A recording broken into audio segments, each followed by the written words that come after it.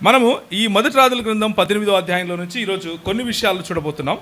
ఆహాబు రాజు సమయంలో జరిగిన కథనంలో ఏంటి అంటే 25వ వచనం నుంచి మనం చదువుకుందాం. అప్పుడు ఏలియా బయలు ప్రవక్తలను పిలిచి, మీరు అనేకులై ఉన్నారు గనుక మీరే మొదట ఒక ఎద్దును కోరుకొని సిద్ధము చేసి మీ దేవత పేరును బట్టి ప్రార్థన చేయుడి. అయితే మీరు అగ్ని ఏమియు క్రింద వేయవద్దని చెప్పగా వారు తమకు ఇయ్యబడిన ఎద్దును తీసుకుని సిద్ధము చేసి ఉదయం మొదలు కిషోను వాగు దగ్గర వారిని కొనిపోయి అక్కడ వారిని వధించెను.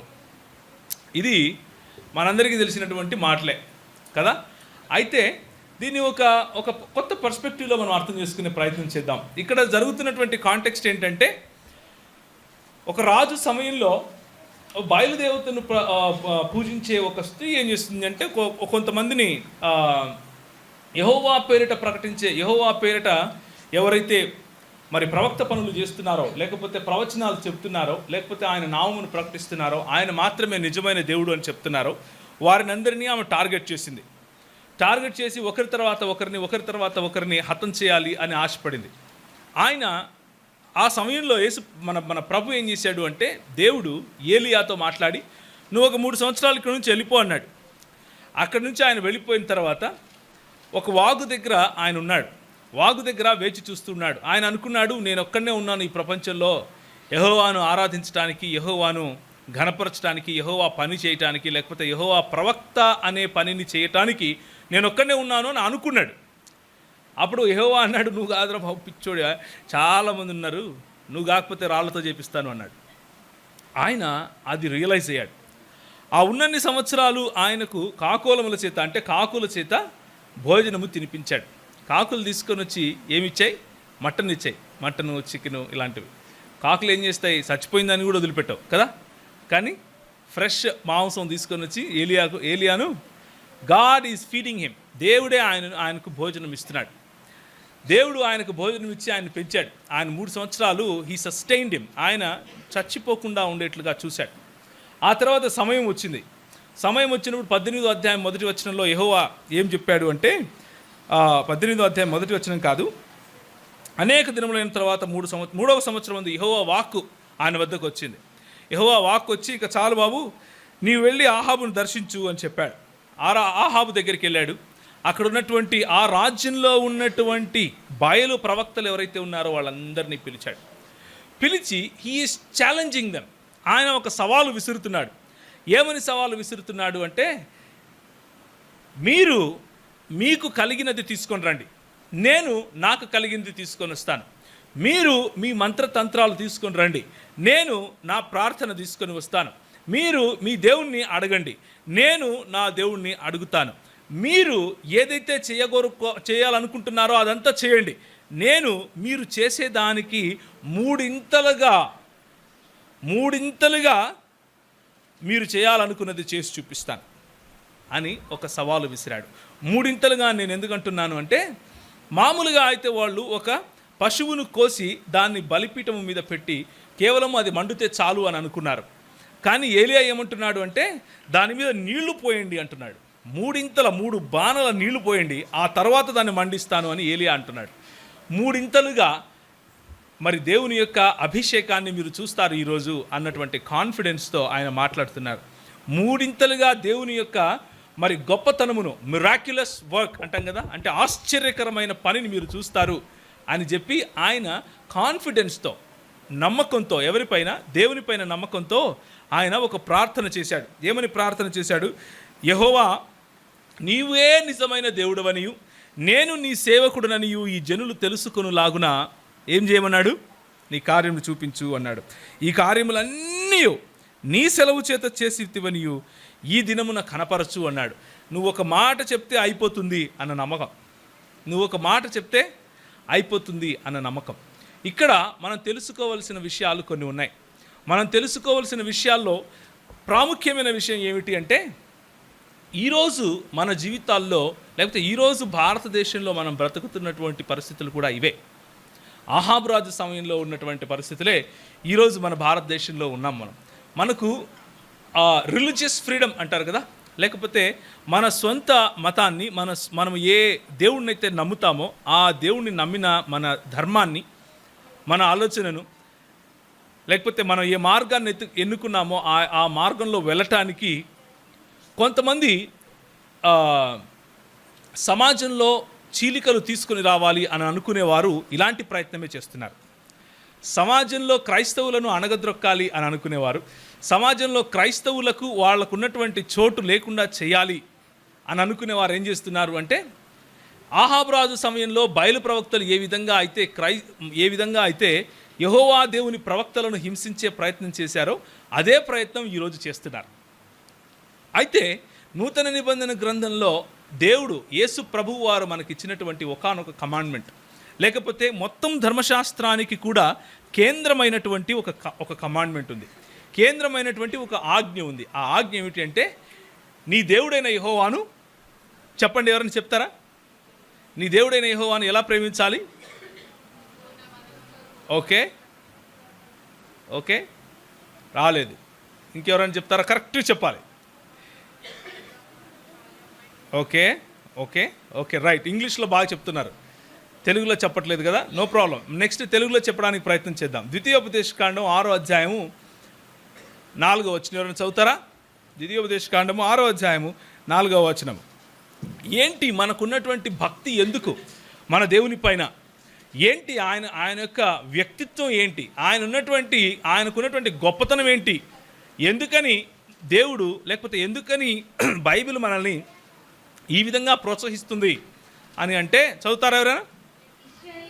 ఇశ్రాయేలు వినుము, మన దేవుడైన యెహోవా అద్వితీయుడగు యెహోవా, నీ పూర్ణ హృదయముతోను, నీ పూర్ణ ఆత్మతోను, నీ పూర్ణ శక్తితోను నీ దేవుడైన యెహోవాను ప్రేమింపవాలని. ఇదే మాట మార్కు సువార్తలో మన ప్రభు అయిన యేసుక్రీస్తు వారు చెబుతూ నీ పూర్ణ వివేకముతోను అని కూడా యాడ్ చేస్తారు. అంటే మళ్ళీ నీ పూర్ణ ఆత్మతోను, నీ పూర్ణ ఏముంది 6:4లో, నీ పూర్ణ ఆత్మతోను, నీ పూర్ణ హృదయంతోను, పూర్ణ శక్తితోను. శక్తి అన్న మాట హెబ్రీ పదం అయినటువంటి శక్తి అన్న మాటలో వివేచన కూడా ఉంది. కాబట్టి దాన్ని కొంచెం విపులీకరిస్తూ గ్రీకు భాషలో మన ప్రభు అయిన యేసు వారు మార్కు సువార్తలు ఏమంటారంటే, నీ పూర్ణ హృదయముతోను, నీ పూర్ణ మనస్సుతోను, నీ పూర్ణ మనస్సు అని యాడ్ చేస్తారు, నీ పూర్ణ శక్తితోను, నీ పూర్ణ వివేచనతోను నీ దేవుడైన యెహోవాను సేవింపవలను లేక ప్రేమించవలను అన్న మాట ఉంటుంది. రైట్? ఎందుకని మన ప్రభు ఈ మాట చెప్పాడు అంటే, కనిపించే వాళ్లకు భక్తి అన్నది ఒక క్రియ మాత్రమే అనిపిస్తుంది, కనిపించే వాళ్లకు భక్తి అన్నది చేసే పనులు మాత్రమే అని అనిపిస్తాయి.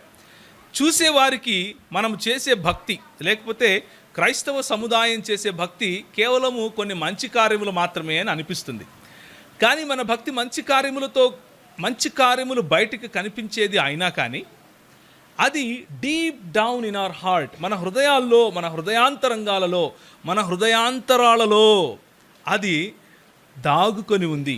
మన హృదయాంతరంగాలలో యేసు ప్రభు చేసినటువంటి రక్షణ కార్యం ఏదైతే ఉందో దాని పట్ల గ్రాటిట్యూడ్, దాని పట్ల కృతజ్ఞతా భావం, దాని పట్ల ఆయనకు నేను ఏమిచ్చి నీ రుణం తీర్చుకోగలను యేసయ్యా అని చెప్పి మన హృదయాల్లో ఉన్నటువంటి ప్రేమ, ఆ ప్రేమను బట్టి మనం చేసే పనులు బయటికి మంచి పనులుగా కనిపిస్తాయి, బయటికి ఒకరిని ఆకర్షించేవిగా కనిపిస్తాయి. ఎందుకు అంటే హృదయంలో మనము మన ప్రభువుకు ఆకర్షింపబడ్డాం కాబట్టి, హృదయంలో మన ప్రభువుకు మనల్ని ఇచ్చేసుకున్నాం కాబట్టి, సమర్పించేసుకున్నాం కాబట్టి.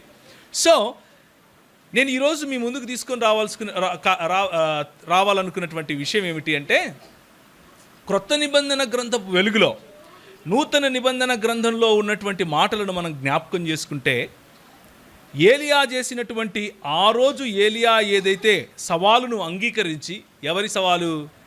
బయలు ప్రవక్తల యొక్క సవాలును అంగీకరించి తిరిగి సవాలు చేశాడు, సవాలును అంగీకరించి తిరిగి సవాలు చేశాడు. మొట్టమొదటిగా వన్ బై వన్ మనం వెళ్దాం. ఈరోజు ఉన్నటువంటి సిచ్యువేషన్లో మీరు నేను ఒక ఏలియాగా నిలబడాలి అన్న విషయాన్ని మనం చూద్దాం. మీరు నేను ఒక ఏలియాగా ఏ విధంగా నిలబడాలి అన్న విషయాన్ని మనం చూద్దాం. మీరు నేను ఏలియాగా నిలబడాలి అంటే ఈరోజు వెళ్ళి అందరిని పిలిచి రండి, మీరొక వేది కట్టండి, నేను ఒక వేది కడతాను, మీరు ప్రార్థన చేయండి, మీరు మంత్రాలు చదవండి, నేను ప్రార్థన చేస్తాను, మీరు కల్మాలు చదవండి అని ఒకరిని రెచ్చగొట్టడం కాదు. ఓకే, ఆ రోజుల్లో ఇది సాధ్యం. ఈ రోజుల్లో ప్రభు ఇంకొక మార్గం కూడా మనకు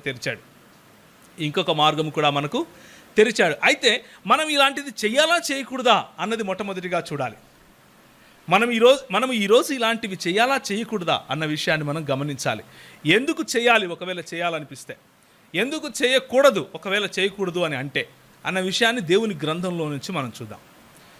ఏలియా ఆ రోజు సవాలు విసరకుండా ఉంటే, ఏలియా ఆ రోజు తన ప్రాణాన్ని లెక్క చేయకుండా బయలు ప్రవక్తల ఎదుట నిలబడి బయలు ప్రవక్తలను సవాలు చేసి వారి జీవితాల్లో లేకపోతే అక్కడ చూస్తున్నటువంటి ప్రజలందరి జీవితాల్లో వెలుగును గనక నింపకపోతే క్రైస్తవ్యం లేకపోతే యూదా సామ్రాజ్యంలో దేవుని యొక్క ప్రజలు వర్ధిల్లేవారు కాదు.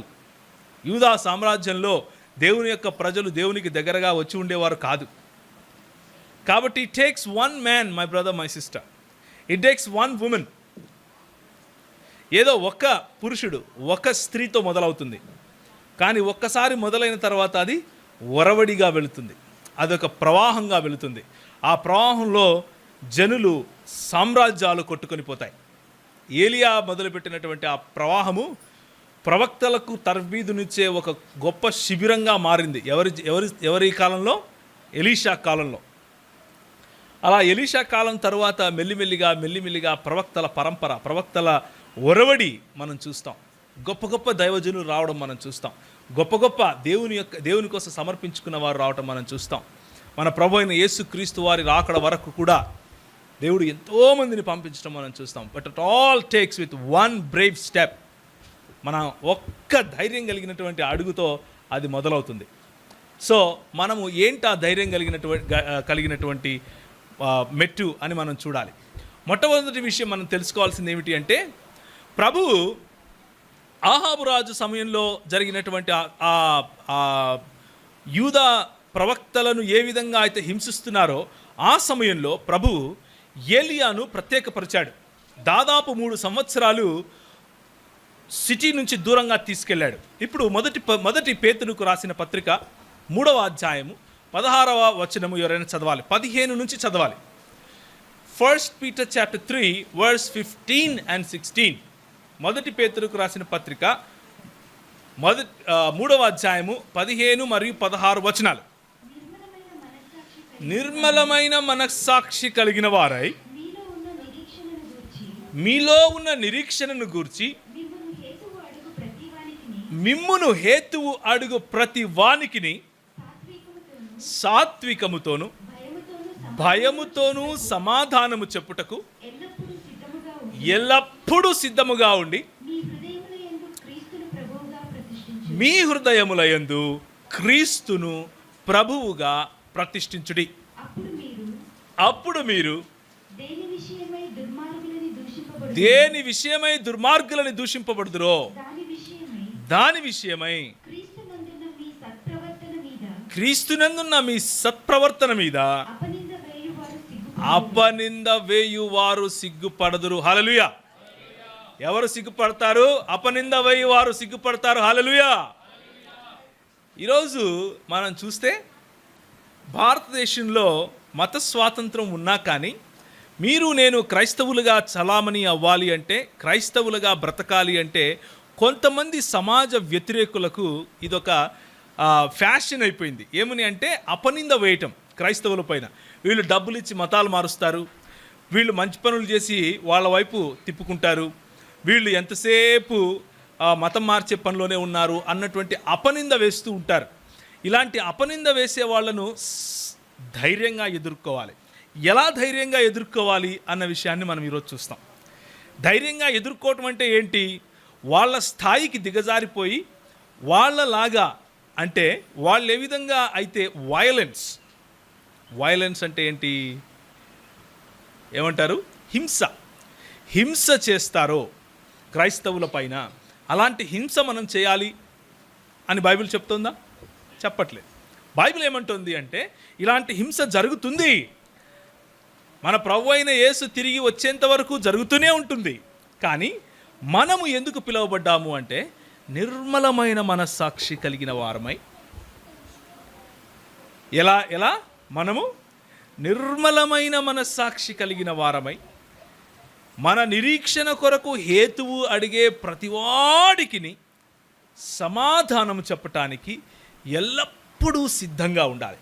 ఏలియా జీవితంలో జరిగిన మొట్టమొదటి విషయం ఏమిటి అంటే సిద్ధపాటు కోసము దేవుడు ఆయనను ప్రత్యేకపరచడం. సిద్ధపాటు కోసము దేవుడు ఆయనను ప్రత్యేకపరచడం. 3 సంవత్సరాలు సిద్ధపాటులో ఉన్నాడు. 3 సంవత్సరాలు కేవలం దేవుని వైపు చూస్తున్నాడు. 3 సంవత్సరాలు పొద్దున్నే ఆయన ప్రార్థన చేస్తాడు. ఏ నమ్మకంతో? దేవుడు నాకు ఈరోజు కాకోలములతో భోజనం పెడతాడు. పెట్టాడా లేదా? హల్లెలూయా.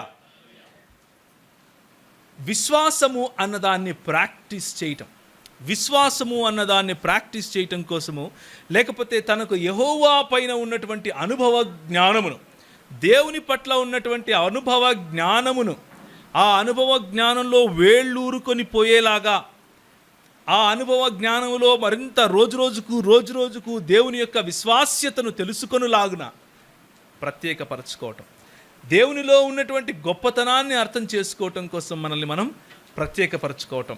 మనల్ని మనం ప్రత్యేకపరచుకోవటము అంటే నా ఉద్దేశంలో ఏలియాలాగా ఇప్పుడు అన్నీ విడిచిపెట్టేసి ఒక పరిగెట్టుకుంటూ వెళ్ళిపోయి ఒక రూమ్లో కూర్చొని 3 ఏళ్ళు చదువుకోండి అని నేను చెప్పట్లేదు. నేనేమంటున్నాను అంటే సిద్ధపాటు అవసరము అంటున్నాను. క్రైస్తవ సముదాయంలో, క్రైస్తవ సంఘానికి సిద్ధపాటు అన్నది చాలా కొరవైపోయింది ఈ రోజుల్లో. సిద్ధపాటు తక్కువ. మనం ఏం చేస్తాము అంటే ఎవరైనా హేతు అడుగుతున్నారు అంటే వాళ్ళతో ఎందుకు లేరా నీకు, మనకెందుకు వాళ్ళతో, మనం వెళ్ళిపోదాంలే అని అనుకుంటారు. ఎవరైనా వచ్చి మన మీద దాడి చేస్తున్నారు అంటే వాళ్ళతో మనకి ఎందుకు లేరా అనుకుంటారు. ఎవరైనా వచ్చి మనల్ని ప్రశ్నిస్తున్నారు అంటే నీకెందుకు రా వాళ్ళతో గొడవ అని అనుకుంటాం. హేతువు అడిగేవాడికి సమాధానం చెప్పటము గొడవ అని బైబిల్ చెప్పదు. బైబిల్ ఏం చెప్తోంది అంటే మీరు మీ నిరీక్షణను బట్టి హేతువు అడిగే ప్రతి వాడికి సమాధానం చెప్పాలి. మీ విశ్వాస్యతను బట్టి, మీరు చేసే సత్క్రియలను బట్టి ఎవరైతే మీ పైన అపనింద వేస్తున్నారో వాళ్ళకి ఏం చేయాలి? సమాధానం చెప్పాలి. సమాధానం చెప్పినప్పుడు దేవుని వాక్యంలో నుంచి సరైన దృక్పథాన్ని వాళ్ళ దగ్గరికి తీసుకొని వెళ్ళినప్పుడు ఏమవుతుంది? సిగ్గుపడతారు. అపవాది ఏం చేయబడతాడు? సిగ్గుపరచబడతాడు. హల్లెలూయా. అపవాది సిగ్గుపరచబడాలా, సిగ్గుపరచకూడదా? సిగ్గుపరచబడాలి. ఏలియా చేసింది ఏంటి?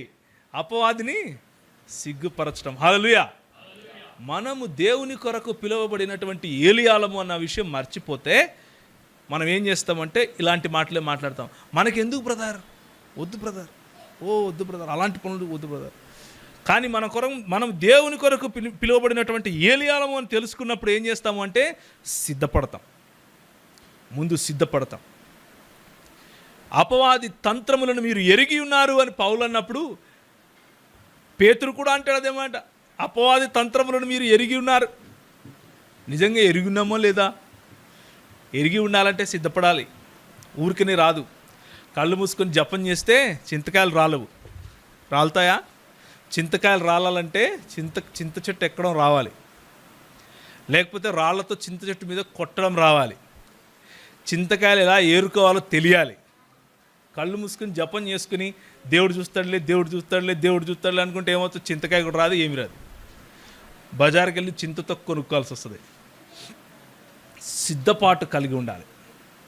Do we have that preparation అన్నదే ప్రశ్న. ఏంటా సిద్ధపాటు? దేని గురించినటువంటి సిద్ధపాటు? తిమోతికి రాసినటువంటి పత్రిక చూస్తారా? సిద్ధపాటు మీకు అందరికీ తెలిసిందే. ఏంటా సిద్ధపాటు? ఎవరైనా చదువుతారా? తిమోతికి రాసినటువంటి పత్రిక 16వ వచనం, 2వ పత్రిక 3వ అధ్యాయం 16వ వచనం. చాలా ఈజీ. చూడు, అన్ని 3:16 మాట్లాడుతున్నాను నేను. 1 పేతురు 3:16, 2 తిమోతి 3:16. 3:16 కదా, చాలా ఈజీగా గుర్తుపెట్టుకోవచ్చు. యోహాను సువార్త 3:16. ఇవన్నీ 3:16 చాలా ఈజీ గుర్తుపెట్టుకోవటానికి. సో అందుకని కావాలని నేను 3:16 తీసుకుంటున్నాను. So that you can remember it better. Easily you can study it. Okay, 3:16. దైవజనుడు చదువుతారా ఎవరైనా?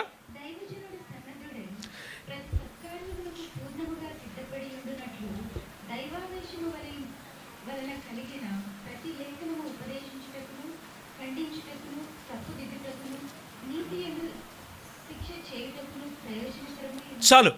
మనము ఈరోజు ఎలాంటి పరిస్థితులను అయితే ఎదుర్కొంటున్నామో ఆ పరిస్థితులను సమర్థవంతంగా ఎదుర్కోవాలి అంటే రాజకీయ బలం మనకు అవసరం లేదు. అర్థమవుతుందా? నేను చెప్పేది జాగ్రత్తగా వినండి. మనకు రాజులు అవసరం లేదు. ఇంతవరకు ఏం పాట పాడాం? యుద్ధం ఎవరిది? రాజులు మనకున్నారా? శూరులు మనకున్నారా? ఎవరు మనకు బలం? మన బలం ఏంటి? యెహోవా మనకు అండ, యెహోవా మనకు కొండ. కొండంత దేవుడు మనకుంటే ఎవరి దగ్గరికి వెళ్ళి చేతులు దాచాల్సిన అవసరం లేదు.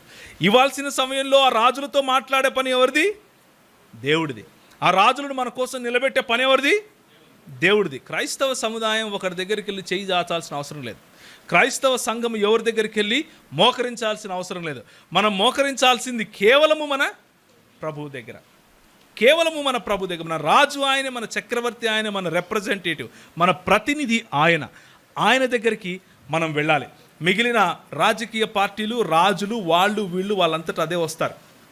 వాళ్ళ హృదయాన్ని ప్రభు మారుస్తాడు, వాళ్ళను క్రైస్తవుల కోసం నిలబెట్టేలా చేస్తాడు. కానీ వాళ్ళెవరో నిలబడతారులే అని మనం ఇంట్లో పడుకుంటాం చూసారా, అది భయంకరమైన తప్పు. వాళ్ళెవరో చేస్తారులే అని మనల్ని క్రైస్తవ సంఘం యొక్క సేవ నుంచి దూరం చేసుకుంటాం చూసారా, అది భయంకరమైన తప్పు. ఏముంది ఇక్కడ? దైవజనుడు సన్నద్ధుడై ప్రతి సత్కార్యమును పూర్ణముగా సిద్ధపడి ఉండునట్లు. ప్రతి సత్కార్యానికి పూర్ణంగా సిద్ధపడి ఉండాలి. మన సిద్ధపాటు దేనికి? 1 పేతురు 3:16 మనం చూసినటువంటి సిద్ధపాటు దేనికి?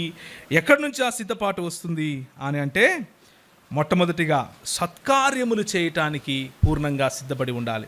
ఏంటా సత్కార్యములు?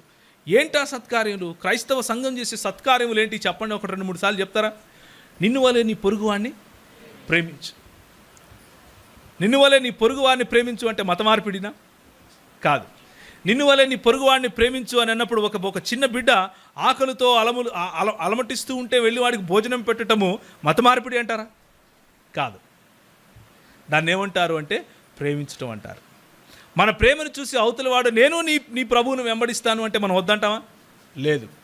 మనకి ఇవ్వబడినటువంటి సువార్త ఏమిటి అంటే, ప్రేమించే ప్రభువు నిన్ను ప్రేమిస్తున్నాడు, నన్ను ప్రేమించాడు, నిన్ను కూడా ప్రేమిస్తున్నాడయా అని చెప్పటమే సువార్త. అలా చెప్పటానికి మనకేమైనా సిగ్గా? లేదు. పౌలు ఏమంటాడు? సువార్త ప్రకటించపోతే నాకేంటి? శ్రమ. నిజమైన శ్రమ వీళ్ళు అంతే రాదు, సువార్త ప్రకటించకపోతే వస్తుంది. నిజమైన శ్రమ వీళ్ళు దనితే రాదు. మనం ఐసీయూలో పడితే రాదు, మనల్ని చంపితే కాదు. నిజమైన శ్రమ సువార్తను ప్రకటించకపోతే వచ్చే శ్రమ. నేడు ట్యాంక్ బండి మీద తన్నుతారు, రేపు మీ ఇంటికి వచ్చి తన్నుతారు. అర్థమవుతుందా? ఈరోజు ఓల్డ్ సిటీ లేకపోతే తన్నుతున్నారేమో, రేపు మీ ఇంటికే ఓల్డ్ సిటీ వచ్చి తన్నుతుంది. ఎవరు తన్నినా, ఎవరు మన మీద హింసించినా మనం చేయవలసిన పని ఏమిటంటే, ప్రభువు మనల్ని ప్రేమించాడు, దేవుడు నిన్ను ప్రేమిస్తున్నాడు అని చెప్పే సువార్త. యోహాను సువార్త 3:16 ఏమంటుంది? చదవాల్సి ఎంతమందికి తెలీదు? చదవాలి. బైబిల్ తీయాలి దానికి. చెప్పండి.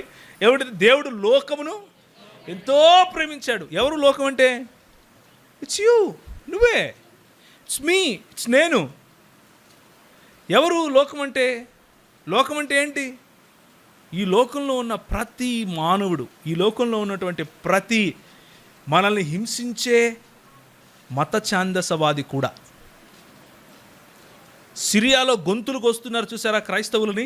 ఆ మత ఛాందసవాదులు కూడా దేవుని ప్రేమకు అర్హులు. దేవుడు వారిని కూడా ప్రేమిస్తున్నాడు. దేవుడు వారిని కూడా రక్షించాలని ఆశపడుతున్నాడు. ఎవ్వరూ నశించిపోవటం ఆయనకు ఇష్టం లేదు. ఏ ఒక్కరూ నశించిపోవటం ఆయనకు ఇష్టం లేదు. ప్రతి వారు, లోకము అంటే అందులో కొంతమందే ఉంటారా? ఏమంటారు? లోకంలో క్రైస్తవులు మాత్రమే ఉన్నారా? లేదు. బైబిల్ మనకు పరిచయం చేసే దేవుడు, బైబిల్ మనకు పరిచయం చేసే క్రీస్తు లోకం అంతటి కొరకు చనిపోయినవాడు, లోకం అంతటి కొరకు తన ప్రాణం పెట్టినవాడు, లోకం అంతటిని ప్రేమించేవాడు. అవునా కాదా? Our god is a god who loves everyone, even those who kill him. ఆయన ఏమన్నాడు? శిలువ పైన చనిపోతూ ఏమన్నాడు ఆయన? దేవా వీరేమి చేయుచున్నారో వీరెరుగరు. You don't know, they don't know lord what they are doing. వాళ్ళకి తెలియదు ప్రభు వాళ్ళు ఏం చేస్తున్నారు. ఆయన చనిపోవటానికి ముందు గెత్సెమనే తోటలో ఈ సమస్య అంతా జరిగే సమయంలో శిష్యుడు అడిగాడు, ఏంటి ప్రభువా ఇలా అవుతుంది, మరి ఏమన్నా అవి ఇవి తీసుకోమంటారా రిటాలియేషన్ కోసం, ఎదిరించడానికి కోసం. అంటే ఆయన అంటాడు, నీ కన్నులు ఇంకా తెరవబడలేదు బాబు, ఒకసారి కళ్ళు తెరిచి చూడు అంటాడు. ఇదే మాట ఎలీషా జీవితంలో కూడా జరుగుతుంది. ఎలీషా జీవితంలో రాజులు ఆయన వెంబడిస్తున్నారు, రాజులు ఆయన చంపడానికి వస్తున్నారు. రాజులు ఆయన చంపడానికి వస్తుంటే ఎలీషా చుట్టూ ఉండే ఒక వ్యక్తి ఏమంటాడంటే, తన అనుచరుడు, మరి ఇట్లా అవుతుంది కదా, ఏం చేద్దాం, మనం పారిపోదాం అంటే, నీ కళ్ళు తెరిపిస్తానుండు అని కళ్ళు తెరిపిస్తాడు. కళ్ళు తెరిపిస్తే ఎవరుంటారు? ద చారియట్స్ ఆఫ్ ఫైర్, దేవుని యొక్క దూతలు, దూత గణములు. ఎంతమంది? లక్షల మంది ఉంటారు. ఒక్కొక్క దూత లక్షల మందిని చంపేస్తాడు కావాలనుకుంటే. అలాంటి వాళ్ళు లక్షల మంది దైవజనుని చుట్టూ ఉంటారు. ఇది దేవుని వాక్యం చెప్పే సత్యం. కానీ ప్రభువు ఏమన్నాడు? మన ప్రభు ఇచ్చినటువంటి మాట ఏంటి? ప్రార్థన చేసి ఆ దైవదూతలతో వాళ్ళందరినీ చంపించేసి అన్నాడా? వీరేమి చేయించున్నారో వీరెరుగరు తండ్రి, వీరిని క్షమించుడి, వీరిని క్షమించు. అపోస్తలుల కార్యము 6వ అధ్యాయం. అపోస్తలుల కార్యములు 6వ అధ్యాయం. నేను ఎందుకు ఈ మాటలు చెప్తున్నాను అని అంటే చూస్తాం ఇప్పుడే. అపోస్తలుల కార్యములు 6వ అధ్యాయం. చక్కటి మాటలు అక్కడ మనకు కనిపిస్తాయి. స్టెఫెను జీవితము మనకు కనిపిస్తుంది.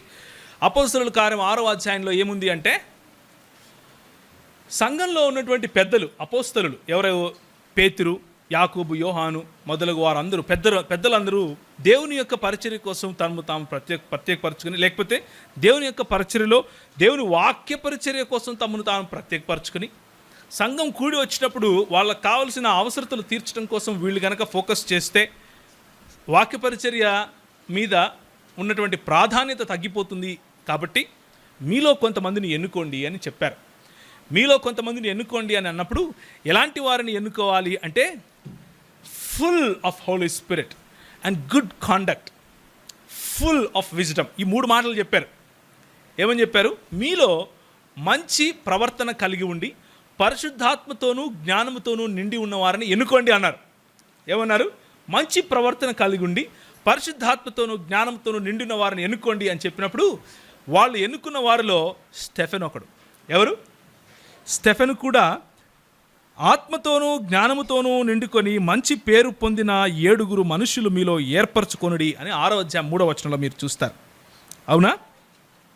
5వ వచనం, ఈ మాటకు జనసమూహం అంతటికి ఇష్టమైనందున వారు విశ్వాసముతోనూ పరిశుద్ధాత్మతోనూ నిండుకుని వాడైన స్టెఫెను, ఫిలిప్పు, ప్రొకరు, నికనోరు, తిమోను, పర్మెనాసు, యూదుల మత ప్రవిష్టుడును అంత్యోక వాడును అగు నికోలాను అను వారిని ఏర్పరచుకొనిరి. Stephen was full of grace and full of Holi spirit. Stephen కృపతో నిండినవాడు, పరిశుద్ధాత్మతో నిండినవాడు. ఎంత కృప అంటే కనిపించిన వారందరికీ పరిచర్య చేయటం మొదలుపెట్టేవాడు. ఏ ఒక్కరిని కూడా ఆయన చూసి చూడనట్లుగా వెళ్ళేవాడు కాదు. ప్రతి ఒక్కరిని పట్టించుకునేవాడు. ప్రతి ఒక్కరికి కావలసిన అవసరతలను ఆయన తీర్చేవాడు. మరి పెద్దలు, శాస్త్రులు అందరు కలిసి అతని మీదకి వచ్చి అతన్ని పట్టుకొని మహాసభ యొద్దకు తీసుకొని పోయి అబద్ధ సాక్షులను నిలబెట్టారు. 10వ వచనం చూడండి, 6వ అధ్యాయం 10వ వచనం. మాటలాడుట యందు అతడు అగుపరిచిన జ్ఞానమును, అతనిని ప్రేరేపించిన ఆత్మను వారు ఎదిరింపలేకపోయేరి. ఎవరు మాట్లాడటంలో? స్టెఫెను మాట్లాడుతూ ఉంటే నిలబడి ఎవరి మధ్య? ప్రధాన యాజకుని ఎదుట, ప్రధాన యాజకుని చుట్టూ ఉండే ప్రజల ఎదుట వాళ్ళందరూ తట్టుకోలేకపోతున్నారు, ఆయన్ని ఎదిరించలేకపోతున్నారు. ఎలా వచ్చిందంటారు అలాంటి వాక్చాతుర్యము? ఎలా వచ్చిందంటారు అంత ధైర్యము? రాళ్ళు పట్టుకొని ఒక పక్క చంపటానికి నిలబడుకొని ఉంటే ఏం చేస్తున్నాడు ఆయన? 9వ వచనం చదువుతారా? అప్పుడు స్టెఫెను కృపతోను, 8వ వచనం నుంచి, స్టెఫెను కృపతోను బలముతోను నిండిన వాడై ప్రజల మధ్య మహత్కార్యములను గొప్ప గొప్ప సూచక క్రియలను చేయుచుండెను. అప్పుడు లిబెర్తీనులదనబడిన సమాజములోని కురేనీయుల సమాజములోను అలెక్సాంద్రియుల సమాజములోను కిలికియ నుండి అసీనియా నుండి వచ్చిన వారు కొందరు వచ్చి స్టెఫెనుతో తర్కించిరి, కానీ మాటలాడుట యందు అతను అగపరిచిన జ్ఞానమును అతనిని ప్రేరేపించిన ఆత్మను వారు ఎదిరింపలేకపోయి. ఈ రోజు ఉన్నటువంటి క్రైస్తవ సముదాయంలో లేకపోతే మన సమాజంలో మన సంఘంలో రెండు వర్గాలు ఉన్నాయి. ఏంటంటే ఒక వర్గము ఎంతసేపు నేను మాట్లాడాలి అనుకుంటారు. వాళ్ళు అనుకుంటారు కేవలం మాట్లాడే ప్రజలను మనం గెలిచేస్తాం అనుకుంటారు. మనం మాట్లాడితే ప్రజలను గెలిచేది కాదు, ప్రజలు వెళ్ళిపోతారు మన నుంచి దూరం, మనకి ఆకర్షింపబడతారు కానీ దేవునికి కాదు. ఇంకొక వర్గం ఉంది, వాళ్ళు ఎంతసేపు సూచక్రియలు అని ఉంటారు. అర్థమైందా? ఏదో నేను చేసేస్తాను అనుకుంటారు. ఈ రెండిట్లోనూ ఉన్న సమస్య ఏమిటి అంటే రెండిట్లోనూ దేవుడు కాదు కేంద్రం, ఆ మాట్లాడే వ్యక్తి లేకపోతే సూచక్రియలు చేసే వ్యక్తి కేంద్రం. అందుకనే క్రైస్తవ సముదాయంలో చీలికలు. మనిషి తన్ను తాను సెంటర్గా చేసుకోకుండా దేవుణ్ణి ఎప్పుడైతే సెంటర్ చేస్తాడో, when God becomes the centre of our ministry, మన పరిచర్యకు కేంద్రము దేవుడు ఎప్పుడైతాడో అప్పుడు మనము పరిశుద్ధాత్మతోనూ కృపతోనూ నిండిన వారమై ఏ విధంగా స్టెఫెన్ అయితే పని చేశాడో ఆ విధంగా పని చేయగలుగుతాం. పని చేసినప్పుడు ఎలాంటి మాటలు మాట్లాడతాం? తర్కించటానికి వచ్చిన వాళ్ళతో స్టెఫెను మాట్లాడినప్పుడు మాట్లాడుచున్న అతడు అగపరిచిన జ్ఞానమును అతన్ని ప్రేరేపించిన ఆత్మను వారు ఎదిరింపలేకపోయిరి అని దేవుని వాక్యం చెప్తా ఉంది. మనము మాట్లాడినప్పుడు దేవుని ఆత్మ కనిపిస్తాడు. మనము సూచక క్రియలు మహత్కార్యములు చేసినప్పుడు దేవుని పరిశుద్ధ ఆత్మ కనిపిస్తాడు, మనము కాదు. అర్థమవుతుందా నేను చెప్పేది? సిద్ధపడటము అంటే పరిశుద్ధాత్మతోనూ జ్ఞానముతోనూ నిండుకొని ఉండటం. సిద్ధపడటము అంటే కృపతో నిండుకొని ఉండటం. సిద్ధపడటము అంటే ఏలు పెట్టి ప్రతి ఒక్కరిని నువ్వు నరకం పోతావు అని చెప్పే మనసు కాదు. అర్థమవుతుందా? సిద్ధపడటం అంటే ప్రతి ఒక్కరిని జడ్జిమెంటల్ యాటిట్యూడ్తో, అంటే తీర్పు తీర్చే స్వభావంతో నువ్వు చస్తావు అని చెప్పటం కాదు. సిద్ధపడటం అంటే కృప కలిగి ఉండటం, అవతలి వాడి యొక్క బలహీనతలను అర్థం చేసుకోవటం, అవతలి వాడి యొక్క బలహీనతలతో మనము ఒకవేళ ఏకీభవించకపోవచ్చు, సర్లేరా నువ్వు మంచి పని చేస్తున్నావు అని చెప్పకపోవచ్చు, కానీ దెర్ ఈస్ టైం, ఇంకా సమయం ఉంది, నేను నీకు తోడుగా ఉంటాను, నీ బలహీనతల్లో కూడా తోడుగా ఉంటాను. Can you win over those weaknesses? నీ బలహీనతలు నువ్వు గెలవలేవా? నేను నీకు తోడుగా ఉంటానయ్యా, నా జీవితం ఇలాగే ఉండింది, ఇప్పుడు మారిపోయింది అని చెప్పటం. కృప కలిగినటువంటి హృదయాలు కలిగి ఉండటం, కృపతో నిండినటువంటి మనసులు కలిగి ఉండటం, కృపతో నిండినటువంటి దృక్పథాలు కలిగి ఉండటం, బలముతో కలిగినటువంటి మాటలు కలిగి ఉండటం. ఎలాంటి బలం చూడండి, పరిశుద్ధాత్ముడు మాట్లాడినట్లు. స్టెఫెను కృపతోనూ బలముతోనూ నిండినవాడు. ఎలాంటి బలం ఇది? వెళ్ళి కట్టెలు పట్టుకుని కొట్టాడా? కత్తులు తిప్పాడా? ఏమంటారు యవనస్తులు చెప్పాలి. కోప్పడిపోయి కట్టెలు పట్టుకుని కొట్టాడా? నో. What he did? తర్కించాడు. ఏం చేశాడు చూడండి, అక్కడ ఏముంది? 10వ వచనంలో, 9వ వచనంలో, కొందరు వచ్చి స్టెఫెనుతో తర్కించిరి. వాళ్ళు తర్కించినప్పుడు 10వ వచనంలో, మాటలాడుట యందు అతడు అగపరిచిన జ్ఞానము అతనిని ప్రేరేపించిన ఆత్మను వారు ఎదిరించలేకపోయారు. క్రైస్తవ సహోదరుడా సహోదరి, ఒక విషయం గుర్తుపెట్టుకో. లోకంలో కుతర్కం ఉండొచ్చు, లోకంలో జ్ఞానం, మిడిమిడి జ్ఞానం ఉండొచ్చు, లోకంలో మనకు తెలియనటువంటి ఎన్నో సంగతులు ఉండొచ్చు, కానీ you have the power of Holi spirit. పరిశుద్ధాత్ముని శక్తి నీ దగ్గర ఉంది, హల్లెలూయా. పరిశుద్ధాత్ముని బలం నీ దగ్గర ఉంది, హల్లెలూయా. పరిశుద్ధాత్మునిచ్చే జ్ఞానం నీ దగ్గర ఉంది, హల్లెలూయా. ధైర్యంగా స్టెఫెన్ లాగా నిలబడే వాళ్ళు మనకు కావాలి. ఎలాంటి వాళ్ళు కావాలి? స్టెఫెన్ లాగా నిలబడే వాళ్ళు కావాలి. స్టెఫెను లాగా నిలబడి కృపను కుమరించే వాళ్ళు కావాలి. స్టెఫెను లాగా నిలబడి జ్ఞానంతో మాట్లాడే వాళ్ళు కావాలి. స్టెఫెన్ను ఊరికే వదిలేశారనుకున్నారా? అప్పుడు 7వ అధ్యాయం కనుక మనం చూస్తే రాళ్ళుచ్చుకొని కొట్టారు.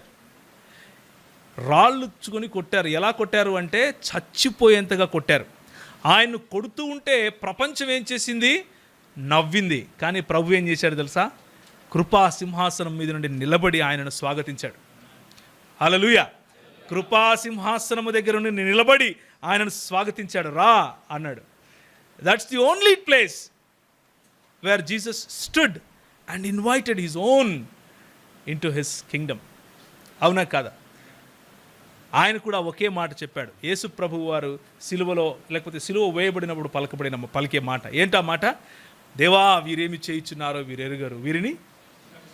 That is Holy spirit.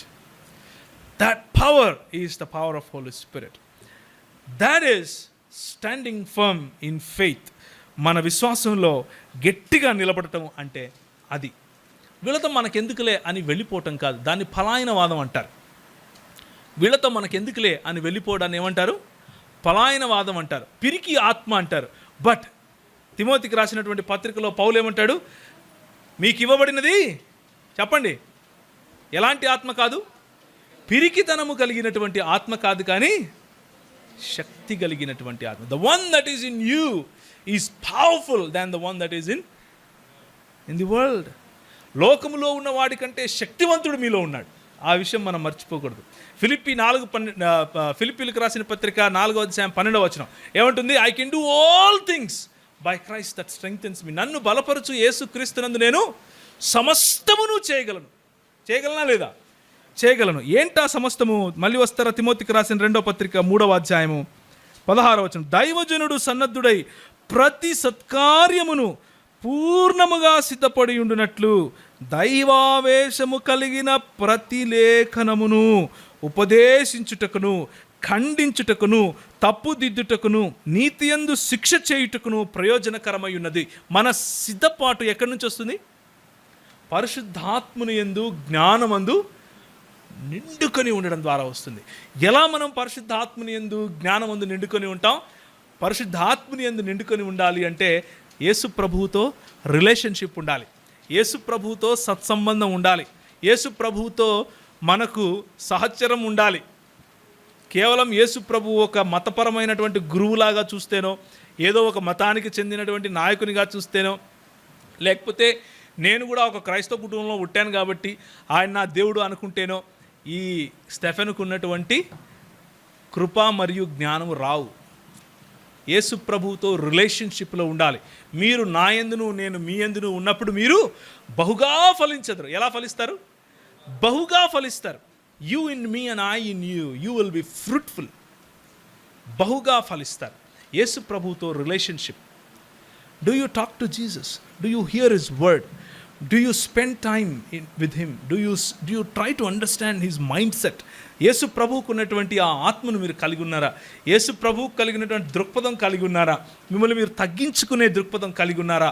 ఆయన ఏమంటాడంటే ఒక చోట మత్తయి రాసిన సువార్తలో ఆయన నా కాడి సులువైంది అంటాడు, నా కాడి సులువైనది అంటాడు. నేను ఒక పక్క 2 ఎడ్లు కట్టే ఒక కాడి గుర్తెచ్చుకోండి, ఒక పక్క యేసు ప్రభు తల ఉంచుకుని దానిపైన కాడి పెట్టుకుని రెండో వైపు నేను పిలుస్తున్నాడు, come. It is very easy, but you have to bow your head. నిన్ను నువ్వు వంచుకోవాల్సి ఉంటుంది, నీ తల వంచాల్సి ఉంటుంది. And he invites us. The power of a Christian is always in humbleness. తగ్గింపులో మాత్రమే ఆ శక్తి ఉంది. క్రైస్తవునికి తగ్గింపులో మాత్రమే శక్తి ఉంది. It's not in haughtiness. కళ్ళు నెత్తికెక్కించుకొని మాట్లాడటంలో కాదు, కళ్ళు నెత్తికెక్కించుకొని అవతలి వారిని తక్కువ చూపు చూడటంలో కాదు, నాకంటే ఎదుటివాడు గొప్పవాడు, నాకంటే ఎదుటివాడు శ్రేష్ఠుడు అని అనుకోవటంలోనే ఉంది. So the call is to be humble and come to Jesus.